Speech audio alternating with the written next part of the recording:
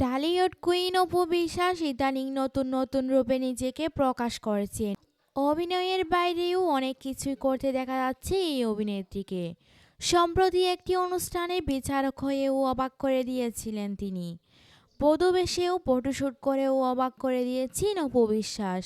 তবে এসবের বাইরেও চিত্রনায়িকার জীবনে এসেছে নানা অধ্যায়, সেখানে কখনো ছিল আবার কখনো এসেছে দুঃখও। ডালিউড কিং শাকিব খানের সঙ্গে বিচ্ছেদের পর অপু বিশ্বাসের সুখের ঘাটতি হতে শুরু করে, তা অনেকেই জানেন। তবে এই নায়িকা মনে করেন জীবনে যা কিছুই ঘটুক না কেন, সুখে থাকতে হলে যে কোনো ব্যাপারে প্রত্যাশা কমাতে হবে। সম্প্রতি সামাজিক মাধ্যমে অপু বিশ্বাসের এক সাক্ষাৎকারের ভিডিও সামাজিক মাধ্যমে ছড়িয়ে পড়ে। সেখানে অপুকে সুখে থাকার করণীয় কি সে প্রসঙ্গে কথা বলতে শোনা যায়। এবং অপু বিশ্বাস বলেন, আমার কাছে মনে হয় সুখে থাকার জন্য একটা মানুষকে যে কোনো জায়গায় মানিয়ে নিতে হয়, তাহলেই সুখটা সম্পূর্ণভাবে চলে আসে।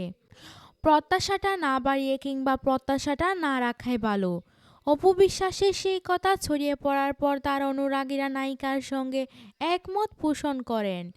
অনেকে এটিকে উপদেশ হিসেবেও সাদরে গ্রহণ করে নিয়েছেন। উল্লেখ্য, দীর্ঘদিন প্রেমের সম্পর্কের পর শাকিব অপু গোপনে বিয়ে করেন ২০০৮ সালে। বিয়ের ১০ বছর পর তারা সম্পর্কের ইতি টানেন। অপু বিশ্বাসের ছেলে আবরাম খানকে নিয়ে ব্যস্ত থাকেন এই নায়িকা। ব্যস্ত